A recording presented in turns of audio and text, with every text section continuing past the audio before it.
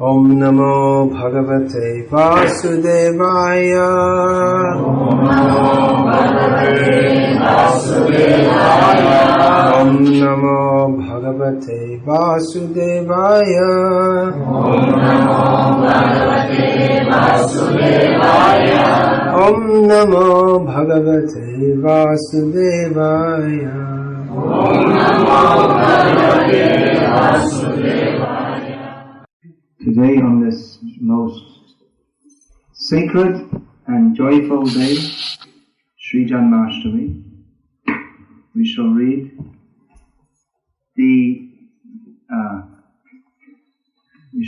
from a very beautiful verse from the prayers of Queen Kunti, Srimad Bhagavatam, Canto 1, Chapter 8, Text 36.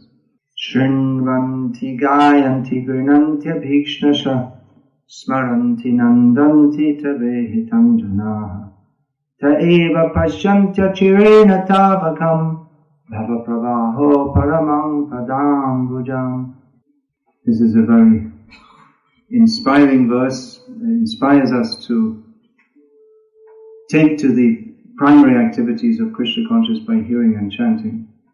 So those of you who have imbibed the good habit of learning verses can also learn this verse. Do you have the Bhagavatam in Russian? Yes. Every day, at every moment of our lives, and life after life, we should hear about, chant, and repeat the transcendental activities of Lord Sri Krishna, and take pleasure in others doing so. Unfortunately, we have, since time immemorial, neglected to do this, and therefore we are hearing, chanting about, repeating, and remembering activities of persons who are not Krishna. But festival days like Janmashtami particularly give us the opportunity and the inspiration to hear about, chant about, and remember Krishna. So let us hear about, chant about, and remember Krishna, and take pleasure in others doing so. Who is Krishna? The son of Nanda. He is the son of Nanda. That is correct. Any other descriptions of Krishna? Bhagavan, the Supreme Personality of Godhead. A cowherd boy from Vrindavan. True, he's a cowherd boy from Vrindavan, but there are many cowherd boys from Gopi Janda Vallabha. What does that mean? Beloved of the Gopis. Alright. Yashodananda, the loving son of Mother Yashoda. The Supreme Enjoyer. Friend of all living entities. What's the Sanskrit for that from Bhagavad-gita? Suhridam Sarvabhutanam. Rishikesh. Who said that? What does that mean? That controller of the senses. Then we can go on all day. We can go right up to midnight with this. Wait a minute, one by one. From the ladies we had something. They said something, but they got drowned out in the flood of enthusiastic descriptions of Krishna. What was it from ladies' side? The source of all knowledge, the source of all pleasure. Then, what else? Madhava. Madhava means husband of the goddess of fortune. That's true. Another meaning of the name Madhava, descendant, Madhusudan, killer of the Madhu demon. Madhava also means descendant of the Madhu dynasty. Then, Keshava. What does that mean? Any other meanings of Keshava? Who is the Lord of Brahma and Shiva. Then, what else? Padmanabha. Padmanabhaya Namaha. What does Padmanabha mean? Who can say what Padmanabha means? He from whom a navel comes. Lotus navel. From whose navel comes a lotus, whose navel is as beautiful as a lotus. In Damodar we also have Vishwambar means, more specifically, one who supports, maintains you. Jagannath, someone with big eyes. He's watching you. Not usually in Vrindavan or Dwarka. We don't find Nrsingadev dancing with the gopis. Beloved of Srimati Radharani.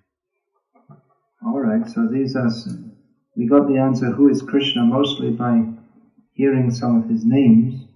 And these names are connected with his forms, qualities and pastimes. For the conditioned souls who are accustomed to hear, chant and remember other things than Krishna, it is most important to understand him first of all as Bhagavan.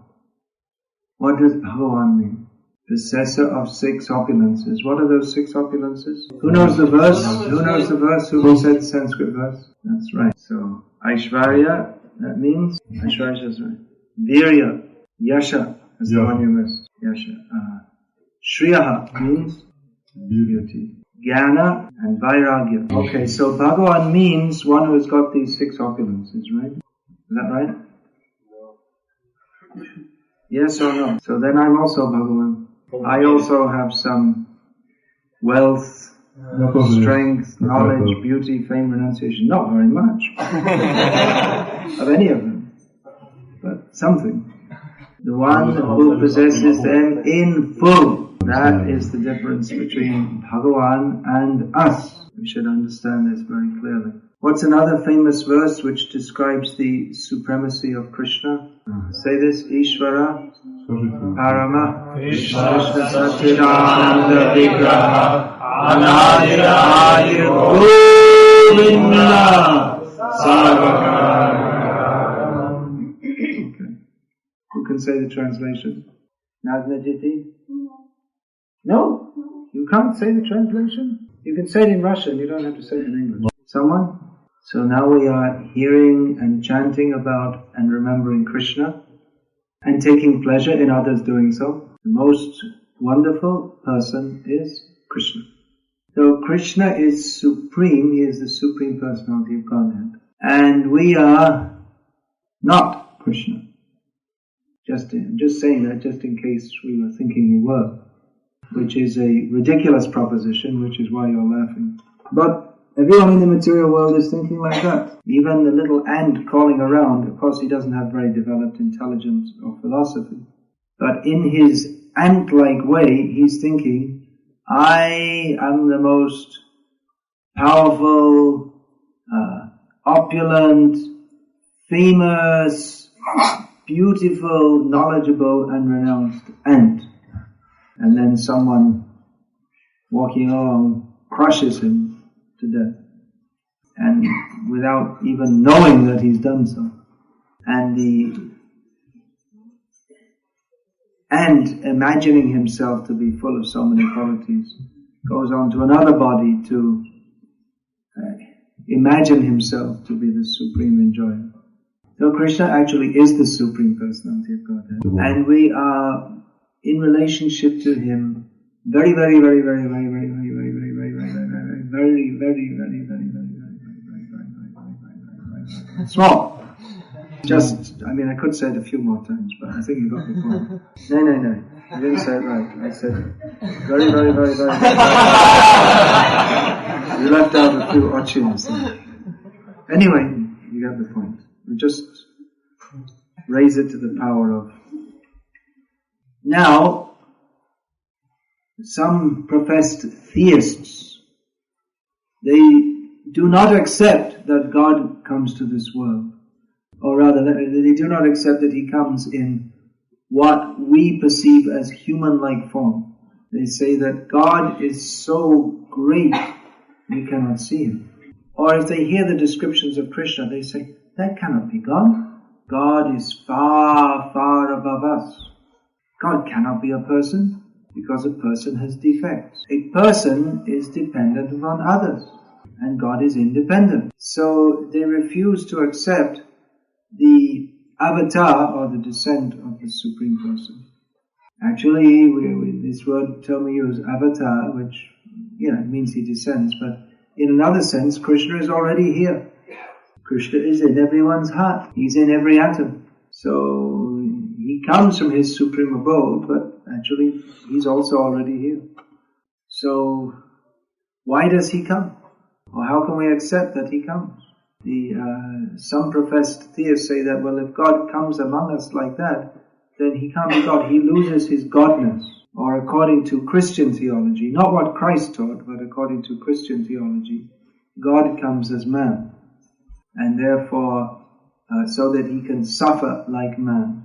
And in this way he removes all the sins of those who believe in him. Is that Orthodox Christian teaching? That's in Catholic and Protestant teaching. I don't know if it's in, they teach the same thing. But that means that sin, in one sense, is more powerful than God if he has to undertake some suffering to atone for it. Or if God is in any way subject to material suffering, then how is he God? So actually to understand Krishna, it's not such an easy thing. As he states in Bhagavad-gita, Janma karma chame divyam evam yo veti tatvataha tyatva deham punarjanma naiti mameti sojana. Please give the translation. One who understands tatvataha in all respects about my janma, my birth and my karma, my activities, never himself has to come to this world for further janma and karma. Now, just prior to this, in Bhagavad-gita, Lord Krishna says, he describes himself as Aja, without birth. Elsewhere in Bhagavad-gita, he states, Namang karmani limpanti name karma phale spriha, that I am not attached to doing any kind of work. I have no desire for the fruits of any work. So what does it mean about Krishna's janma and his karma? This has to be understood very carefully. What is the transcendental nature of Krishna? That's why if we only hear about him as the enjoyer of the gopis, as the butter thief, and without understanding his transcendental nature, then we won't really understand who is Krishna. We may take his pastimes as some charming folk stories. But to actually understand Krishna, we have to understand him as he describes himself in Bhagavad-gita and Srimad Bhagavatam.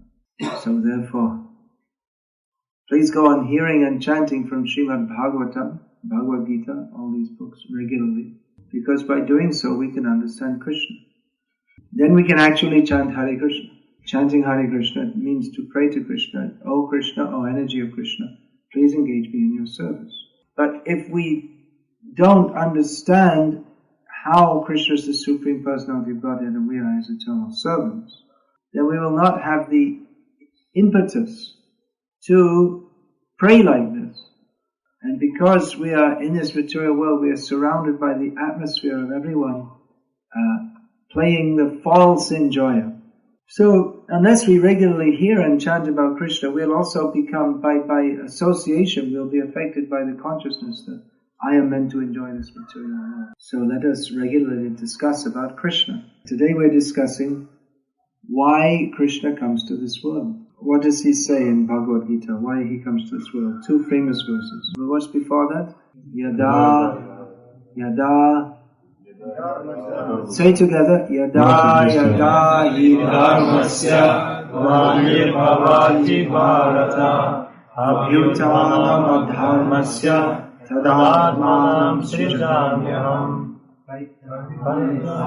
Sadhunam Vinashaya Chadushritam Dharma Samsthapanarthaya Sambhavami Yuge.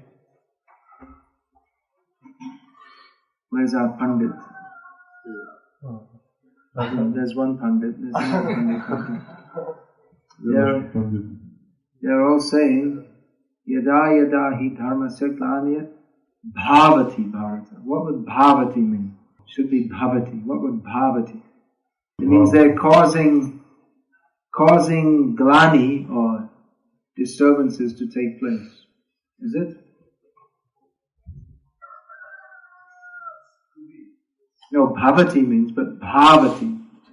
They're saying bhavati. And it becomes instrumental, no?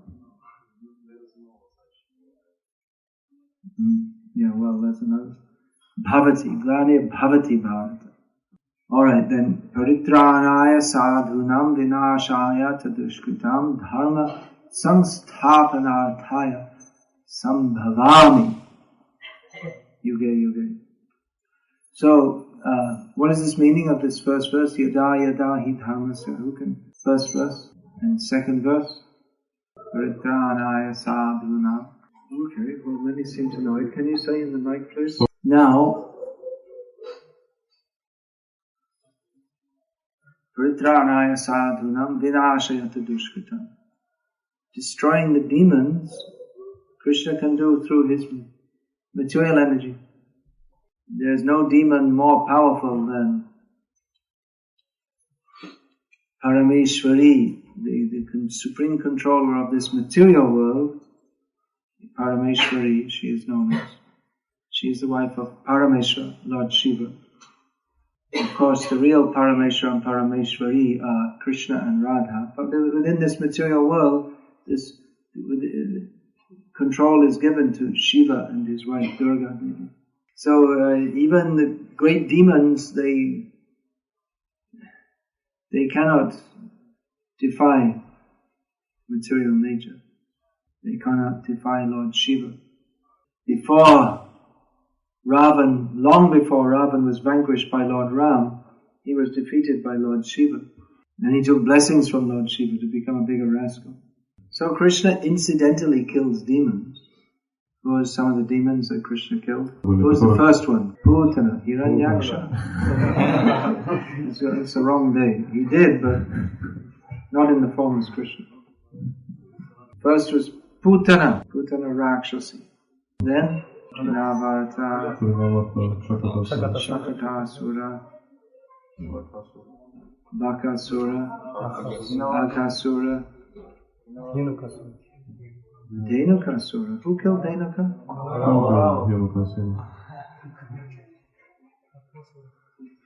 Akasura is already said. Vatsasura. You're saying again in the beginning. Kamsa. Okay, now we went outside Vrindavan. That's alright, it's still Krishna. Kamsa. Vyomasura was also there in Vrindavan, we didn't say. Shishupal. Jarasandha was killed by? Demon. By Krishna through Bhima. Kaliya wasn't killed actually. Alright, so Krishna killed so many demons. And to protect his devotees means he doesn't need to personally come to do that. But he comes to protect his devotees from the fire of separation that they are burning in. The fire of separation from him. So he performs many wonderful pastimes, which the non-devotees cannot understand at all. Because non-devotees cannot begin to understand how the Supreme Lord has pastimes. They think he's just some impersonal power or some cosmic law dispenser. You go to hell, you go to hell, you go to hell, you go to heaven, you go to hell, you go to heaven. You cannot conceive of how the Supreme Lord is the supreme enjoyer. That's why Krishna says, Janma karma chame devyam evam yoveti tattva takva deham puna janma naiti mameti sojana. If one can understand the transcendental nature of his appearance and activities, he can go to Krishna. It's not so easy to understand Krishna's pastimes. In this regard, Kunti Devi, whose verse we are reading today, she said, this is, I'm going to read 30 first. Janma karma cha vishvatman ajasya katuratmanaha tiryanri shishu yadasu tadatyanta vidambanam. Now, that verse from Bhagavad-gita, Janma karma cha me divyam, again this verse of Kunti Devi begins with the same words, Janma karma. And she gives some insight into why understanding Krishna's Janma and Karma is not so easy. Because it is bewildering. He is working, but he is inactive. In Bhagavad-gita he states, Upadrashtanumantacha, I am the overseer and the permitter. He acts, but he does not accrue karmic reaction. Sometimes people say, well, Krishna is immoral, he's a liar, he's a lecher, and so many things. But Krishna does not accrue sinful reactions from doing so. Even when Krishna appears to do some pious activity, in Dwarka he would perform apparently pious activities, performing pious sacrifices, offering respect to elders. But he did not accrue pious karmic results to enjoy in the heavenly planets by doing so. Krishna is unborn, means he doesn't. We are taking birth in this material world to reap the results of our activities. But Krishna has no karmic result to reap, therefore he is unborn. But nevertheless, he appears to be born, and not only among human beings, but even among fishes. That's a pretty difficult one to understand, isn't it? Supreme Personality of Godhead. Maybe we can just begin to accept that. What about the supreme fish, the supreme tortoise, the supreme hog? We cannot accept this unless we accept that his appearance as a fish, a tortoise, a hog, a swan, whatever, it is of a completely different nature to that of a material fish, tortoise, hog, or swan. And if we think of him even as he's a great man, that's also incorrect. He is not a great man, he is above the status of being a human being. Therefore, Kunti Devi says, Naveda kaschit bhagavans chikirshitam tabe hamanasya rinam vidambanam nayasya kaschit dayatosti kahichit dveshyash chayasmin vishamamati rinam. Krishna's pastimes are transcendental. What does transcendental mean? Not material. Nirguna, what does that mean, nirguna? Beyond the modes of material nature. Influenced by the mode of ignorance, we fall asleep at the wrong time. Influenced by the mode of passion, we become unnecessary, overly active. And influenced by the mode of goodness, we become detached from this material world, although actually we have no real attachment to it anyway. But Krishna is beyond all these different phases of illusion. You can read the newspaper or watch the news on TV. What's the big news nowadays? What's going on in the world? Anyone got any idea? In Kazan there's 1,000 years celebration. Right, okay. That's the big news in Tatarst. 1,000 years of eating, sleeping, mating and defending it. And passing stool. It's a lot of stool if you think about it. Maybe why all the land around here is so rich. Alright, so that's the big news. By hearing about that, do we become purified? Apparently not. Krishna's activities seem to be similar. Krishna also eats, he sleeps. At least he seems to, because he says, yes mother, now I'm going to sleep. And she goes away and he jumps out of the window and runs off to be with the gopis. Eating, sleeping, mating, and so Krishna also has his love affairs. And he's also fighting. And even in the Bhagavatam it's described that he's passing stool. How about that? What is the difference between Krishna's eating, sleeping, mating and defending and our eating, sleeping, mating and defending? Okay, you like to say that in Russian? Krishna is not conditioned by the material laws. He's not bound by the material laws. He might appear to be, but we are in this material world being tied up or like puppets. The string is pulled and we go like this. But for Krishna it is a stage for his supremely independent, wonderful pastimes. Just like Krishna was dancing on the hoods of Kaliya. For others that is a very fearsome and dangerous situation. But Krishna took it as an opportunity to enjoy himself. So Krishna comes to this material world to enjoy himself.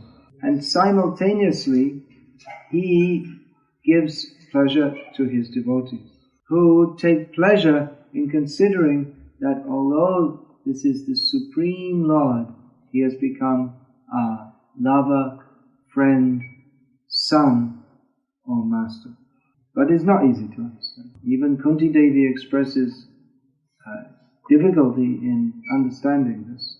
How the supremely independent Lord becomes subordinate to his devotees, like Mother Yashoda. Mother Yashoda appears to be like a very ordinary village woman. Kunti Devi says, Kopyadide twaikrit agasi dama tavad vyate tasashu kaliranjana sambhamaksham bhaktrang niniya bhaya bhavanaya stithasya sa mang vimohyati bhirapi yadvidheti. So these pastimes, these are exhibitions of the highest platform of the spiritual world, but they are enacted within the sphere of this material world just to give the conditioned souls the chance to hear about Krishna, chant about Krishna, remember Krishna, and take pleasure in others doing so, because the result of that is, as described in the verse we read this morning, Shrinvanti, Gayanti, Grinanti, Abhikshnasha, Smaranti, Nandanti. Nandanti means Nanda. What does this mean? Ananda. Nandanti means they take pleasure. Smaranti, Nandanti, Tavehitam Janaha,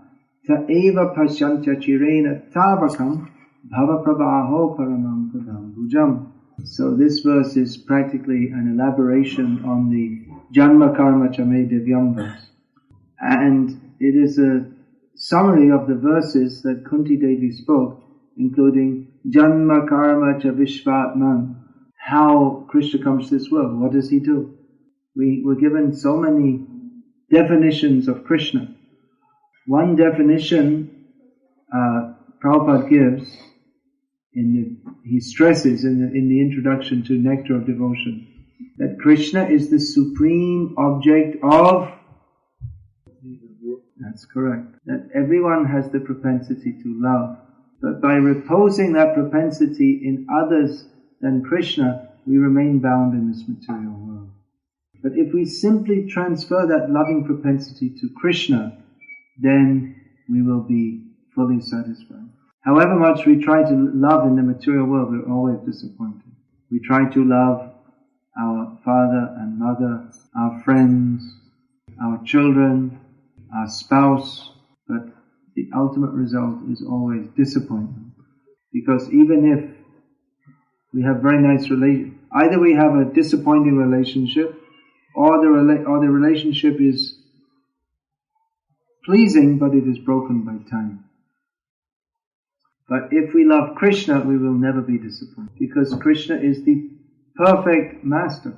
Krishna is the perfect friend. Krishna is the perfect son, and Krishna is the perfect lover. And the relationship with Krishna continues even after death. Have you all heard of John Lennon? He was a famous singer. So he came with his second wife, Yoko Ono, to meet Prabhupada, when Prabhupada was staying at his estate, actually. No, it was John Lennon's estate, not George Harrison's. Tittenhurst. That the transcript of their conversation is edited and published in English. Is it there in Russian? Right. Okay. Now I don't think this comes in the transcript. They didn't include everything. Mm-hmm. But then there's one part where John and Yoko asked Prabhupada that, can you give us blessings that we can be together in the next life also? Prabhupada said that the nature of this material world is separation. But with Krishna, we can be eternally related with Him. And in fact, we are already related with Him. Our relationship with Him is natural and eternal. But we have willingly forgotten Krishna. To rectify this abnormal and abominable condition, we should hear and chant about and remember Krishna, and take pleasure in others doing so. And by doing so, we will revive our natural loving propensity for Krishna. So there are many reasons why Krishna comes to this world. Kunti Devi elaborates on them. One major reason is to exhibit his pastimes to attract the conditioned souls back to his loving service. In material consciousness, we have the tendency to read fiction. Is it not foolish to read fiction? No, fiction just means like novels, made-up stories. Yeah. Nowadays they have soap operas. It's just someone imagines some imaginary person and they have some imaginary activities with other imaginary people. It is of no value whatsoever. But the tendency to hear fiction or even to hear biography. Biography means we like to hear about some great person. Gospodin Putin must be coming to Kazan. What is it? He came yesterday. So it's a big event, Tatarst, because he's a great person of this planet at the present time. Yeah, it's a fact. At the present time, he's a prominent person in the world. So why don't you all go to Kazan? Maybe you could see him. You have something better to do here. What is that? To hear about, chant about, remember Krishna, and to take pleasure in others doing it. Because, no doubt, Gospodin Putin is a very important person. But Krishna is Ochin, Ochin, Ochin many, many times more important than Gospodin Putin. And even for that matter, all of you are more important than him. I don't know if we said this publicly, we might be arrested and put in jail. Certainly in the communist times, if someone said, I'm more important than Khrushchev or whatever, then we would have been given an invitation to Khrushchev's free lodging in Khrushchev's hotel. Free lodging and food, bread and water. But all of you are more important than Gospodin Putin because you are hearing, chanting about, remembering and taking pleasure in others doing so about Krishna. So let us read about Krishna. Let us hear about Krishna. All of you have the Krishna book in your homes. Prabhupada writes in there that the tendency to read fiction can be directed to Krishna for the imperishable satisfaction of the soul. From Krishna book, it's in the introduction. Prabhupada writes about Krishna book, just by reading this one book, Krishna, love of Godhead will fructify. And at the end of Krishna book, after going through all, 90 chapters, Prabhupada writes, if one wants the association of Lord Krishna in the transcendental kingdom of God for eternity in blissful existence, would you all want to have the association of Lord Krishna in the transcendental kingdom of God for eternity in blissful existence? Da. What's the opposite? Yuck. Is it yuk? Yuk. I learned my first word of Tatar yesterday. Grace of Acharyani Nandimukhi.